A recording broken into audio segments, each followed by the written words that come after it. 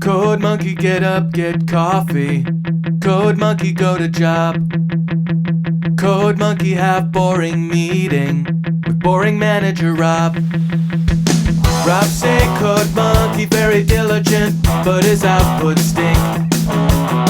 His code not functional or elegant. What do code monkey think? Code monkey think maybe manager wanna write login page himself. Code monkey not say it out loud. Code monkey not crazy, just proud. Code monkey like Fritos. Code monkey like Tab and Mountain Dew. Code monkey very simple man. Big warm fuzzy secret heart. Code monkey like you. Code monkey like you.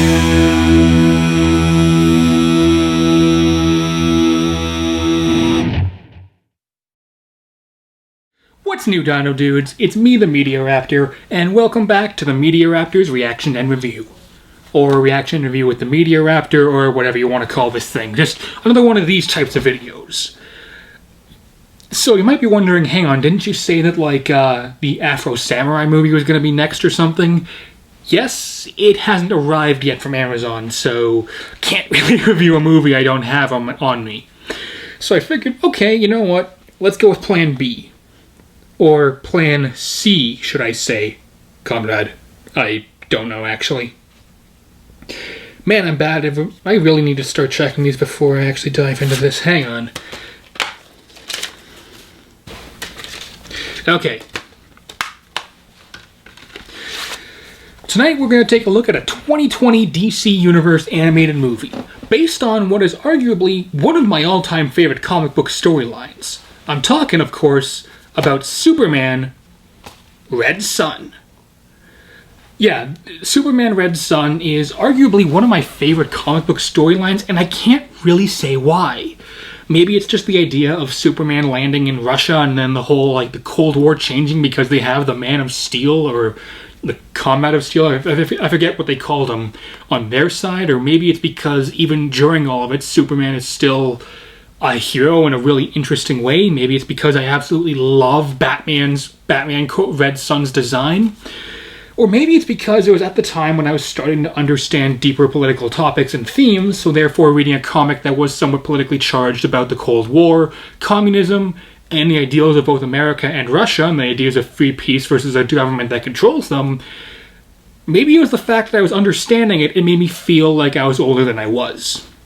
Regardless, I love this idea.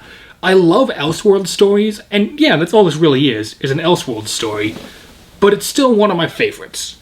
In fact, this is one of the few comic storylines I genuinely was asking they would make into one of these animated movies.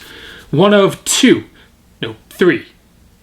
Actually, two. The third one I'm just kind of asking to use the character at any point. They were Superman Red Son, Blackest Night, and anything with Lobo in it. Seriously, why does DC really hate this guy? He's one of their best characters. They could do so much with him. If they're making these animated movies and they're not afraid to give it an R rating, they could make a great R-rated action comedy with Lobo as the main character. How have they not thought about this? I get that for a while they wanted to adapt their comic storylines, but now they're just kind of making them up as they make these movies. So why not bring the main man in? Also, Lobo's my all-time favorite comic book character, bar none, so perhaps I'm a bit biased on that, but really, the dude doesn't get enough recognition. Yeah, sure, of course, he was in Krypton, but I only watched the episodes he was in, and even that I was a bit disappointed, although I really liked the guy who played him. He was in the Justice League cartoon and Justice League action. Superman, that's it. And I know he had a cameo here or there in some of these movies, but I'm talking take the Lobo 4-issue miniseries, or take the Lobo paramilitary Christmas special. Come on! You have so many great comics you can make into one of these animated movies. I'll stop ranting now. This, I have high hopes for. And I don't know how close it's going to stick to the comic, because I know these tend to change things around. So, as long as they stick at least somewhat close to the themes and the general storyline, I'll be happy with it. So, let's say we all grab a drink and check out Superman, Red Sun. So, never really thought I'd talk about this in a DC animated movie, but the score is amazing. Like, sure, they've always been decent, they've always been serviceable for what they are, but the score for Red Sun, it's amazing. And it's just started. Okay, not only is that some great foreshadowing, this kept the very, very, very, at times, dark tone of the Red Sun comic. I don't remember exactly if this scene was in the comic, but this is one of the darker things I've actually seen these DC animated movies do. And not because it's all like graphic and gory, but because it's real. And it really makes you feel for Superman because, it's a long story, I don't want to spoil stuff, but yeah, historical accuracy can be kinda really disturbing at times. I forgot about this part. Oof. I have not read the comic in a while, but man, I kind of wish I hadn't forgotten about that part.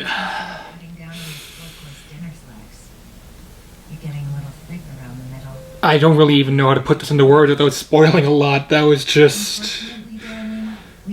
came right out of nowhere, and... yeah.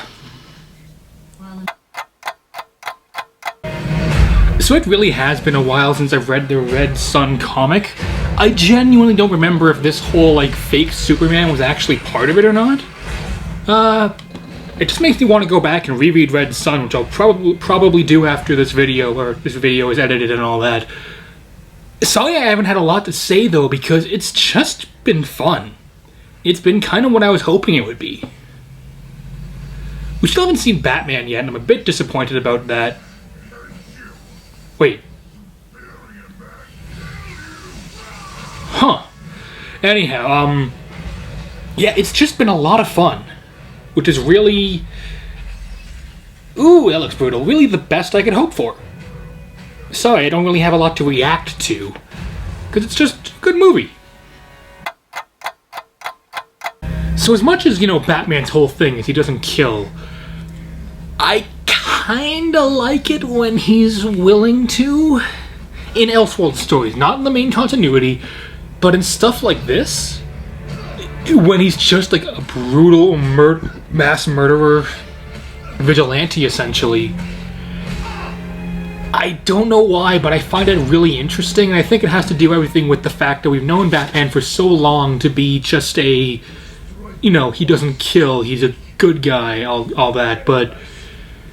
and then seeing him like this, much like Thomas Wayne in the Flashpoint Paradox, it's just... I just find it interesting.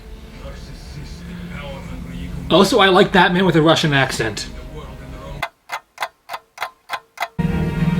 Alright, that was Superman Red Sun. That was really good. Not perfect, and not exactly what I hoped it would be, but still a very good adaptation and a very good animated movie. Okay, so, like I said, this is an adaptation of the comic storyline. I, again, have not read Red Sun in some time. Man, imagine saying that 10 times fast. I've not read Red Sun in some time. Forget it, I'll do it later. So I don't know if this is like to the panel kind of adaptation like they did The Dark Knight Returns, or if this is more of a basic story, we changed some stuff, because I know they cut a lot out. There are a number of things I do remember from the comic that are not in this movie, and this is an issue I've had with pretty much every single DC animated movie aside from The Dark Knight Returns. They're too short. This is 84 minutes, and I get, you can't make a 3-hour animated movie based off a comic. It would cost too much, and you wouldn't be able to sell enough copies in order to make that profitably justifiable. I understand that. But I really feel like these movies should be maybe more like almost maybe 100 minutes or something. And yeah, I know that's nearly 2 hours, but I feel like an extra 10, 20 minutes on this would actually kind of make it a bit better, because they'd be able to kind of show some more stuff, build some more character, and advance the story a bit more. Now granted, that's just me. Let's ignore the fact that this is based on a comic. Let's talk about the writing as if it was its own thing. It's pretty good. It got a really unique story and a really unique take on a lot of characters. The two characters who I was really surprised by, and yes, I know they were like this in the comic, but I was kind of surprised how well they translated to the movie, are Batman and Lex Luthor. So everyone knows Lex Luthor as like the crazy maniac who stole 40 cakes and didn't care in the slightest. The conniving evil mastermind played by Dwight Schrute, Rhiannon Wilson. He's not played by Rhiannon Wilson in this. I think this came after that he played him in Death of Superman and Reign of the Supermen, which is too bad because he's my favorite Lex Luthor aside from possibly the guy who played him in the animated series. I forget his name. This guy. Yeah, but in this version of Superman, Lex Luthor is actually a pretty chill dude. Yeah, he makes a version of Superman to try and kill the communist Superman, but he actually kind of has reason for it. This is set during the Cold War. It's set during the Soviet Union, so of course tensions and violence are running high across the country. And sure, he does some bad things, but he isn't the crazy maniac who's like obsessed with Superman like we see in the comics and other movies and shows. He's actually a pretty caring person with relationships, and when he becomes president, he actually doesn't then go and try and take over the world. I really like this take on Lex Luthor because I know it is just kind of inverting what we always know about Lex Luthor, but to me it's an inversion that I don't think we've seen before. It's one I happen to find kind of interesting. It's a lot more like Lex Luthor from the Injustice series, or the Injustice comics. And just the first Injustice game because he died in that, so spoilers, but that game's like 8 years old. And as for Batman, like I said, we all know Batman does not kill. This Batman does. He kills a lot of people. Granted, he killed far more in the comic, but I really wish he had more than just like 8 minutes in total for the movie. But the writing provides something kind of unique to these DC animated movies. Most of them have always just been, hey, kick back, relax, watch some superheroes, go on with your day. This one goes a little bit further and says, okay, watch some superheroes. Let's question morality for a bit now. Let's make you feel for these characters. Let's make it so nobody in this movie is a good guy. That nobody in this movie is the perfect paragon of hope and peace like they used to be. Every character is flawed, every character is unique, and every character has problems. And it's very real. Everything depicted in this movie, you know, aside from the people flying around shooting lasers and the guys that can create constructs out of green energy and stuff, that's not very realistic. The actual drama, the actual, stuff concerning, gulags, concerning slavery, concerning all that, is played straight and given essentially the weight it would deserve if you're going to be talking about it in anything. And here, I think they actually did a really good job with it because, well, spoilers here, Superman is raised from age 12 by the Soviet state. He had no idea this was a thing until somebody told him, until he saw firsthand what this was. It's a really interesting character moment, and it really does explain why he makes the choices he does later on. Which I'm not going to spoil because I highly recommend this. My only real issue with the writing is the ending. The ending feels a bit lackluster, but also is very nice. The ending 4 minutes, I think, are very nice, and I think, character-wise, it actually makes a lot of sense, and it's very well written, but the final fight, I feel, could have had a bit more.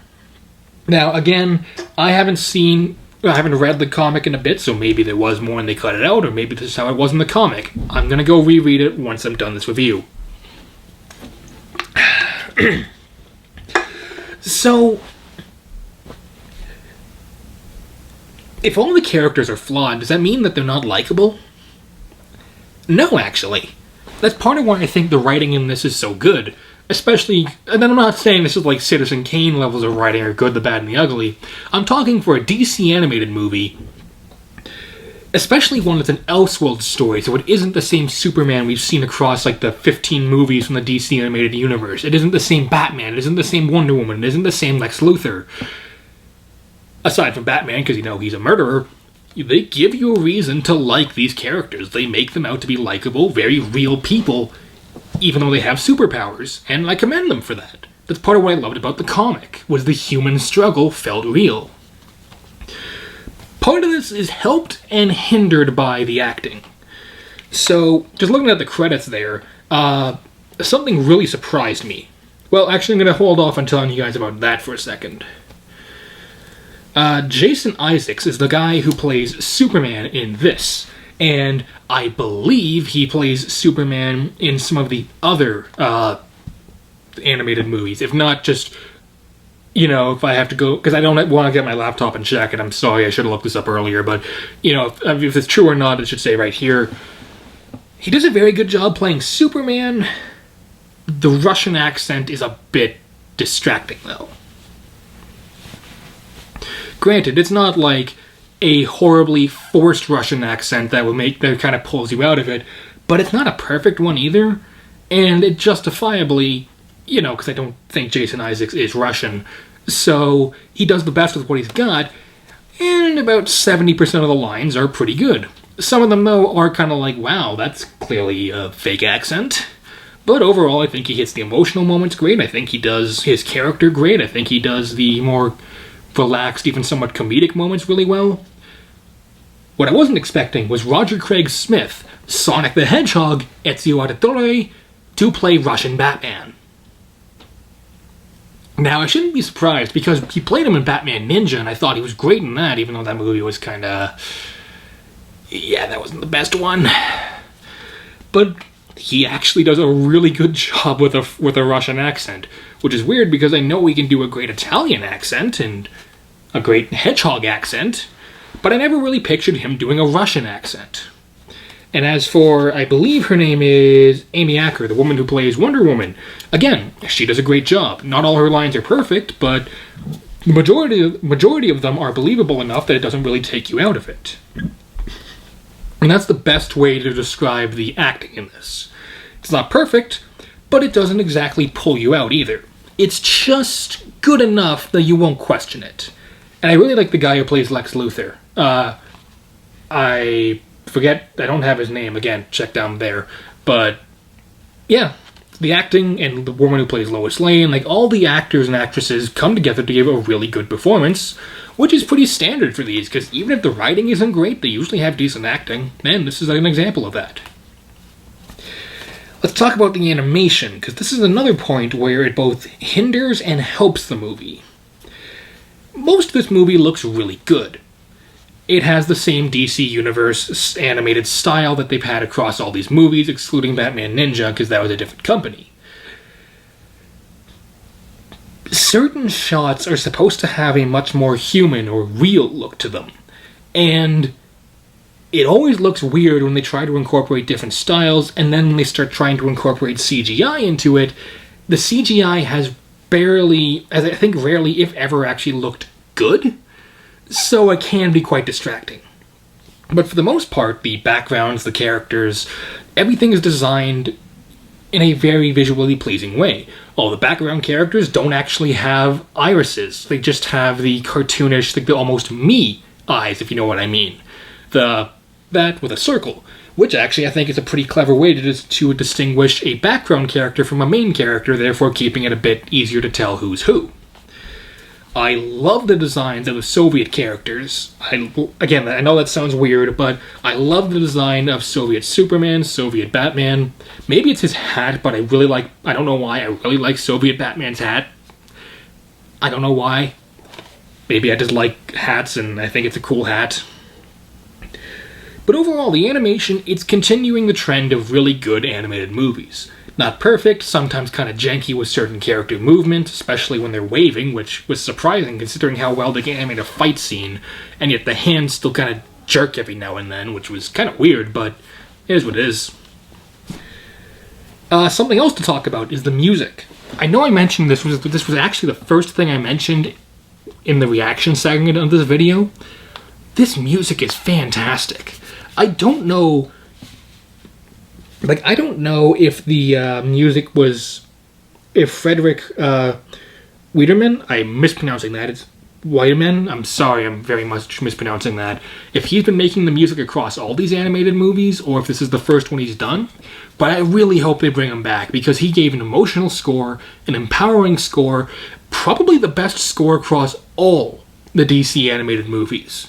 Because this one is actually memorable. This is something I will remember for at least a few days, which, unlike the other DC animated movies, while they're good, the music is the one thing I usually forgot first. Again, aside from Batman Ninja, but I kind of remember a lot about that because it was just so... I'm not here to talk about Batman Ninja. I made a review on Batman Ninja, reaction and review. Go check it out. It's an old one, but it's a good one, I think. I haven't watched it in like 2 years. So, can I recommend Superman Red Son? Definitely.